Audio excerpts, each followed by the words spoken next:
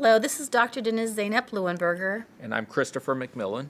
Thank you for joining us. We're here to discuss with you mission and mandates tied to BSU's strategic planning process. Today we're going to discuss how a mission statement and the mandate process is integral to decision making at a university, and especially in terms of planning. So we're going to look at two pieces: why mandates matter and how we establish them here on our campus, and then we'll give you some ideas about how to clarify your own mission in the unit in which you work. Mandates are important because they are actually what we are required to do. So there's very little discretion when it comes to mandates. And the mission is important because it really sets us up to focus on what we have determined as an organization is important. So it's kind of a focusing document and idea.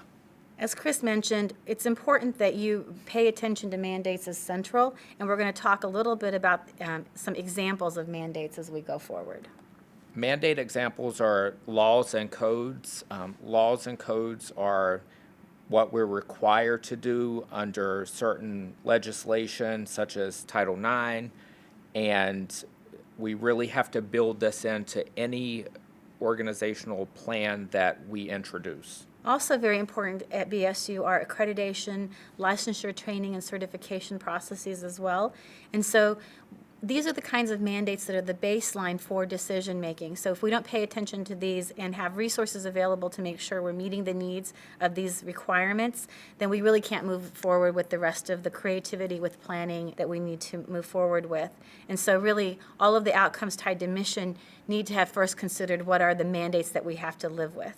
We also want to talk to you a little bit about the mission, and the first thing I want to share with you about the mission, and we're going to talk a little bit about how to write one in a minute, but the piece that really matters at Bridgewater State University is that all the mission statements, regardless of in which unit you're in, they tie into each other, that they nest into each other. I'm going to share with you in a minute the institutional mission, but if you create one for your division, your college, your department, which I'm hoping that you will, those all need to make sense in light of the larger mission statement. They need to all tie together and be unified because we're trying to not only share with our stakeholder individuals in our own community what is important, we're also using that as the touchstone with which to make any decisions. So there should be nothing in the strategic plan that doesn't make sense in light of the mission statement.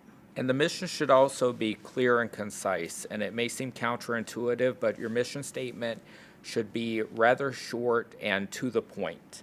We have also included some resources on drafting mission and value statements for you to use going forward when you draft your own mission and value statements.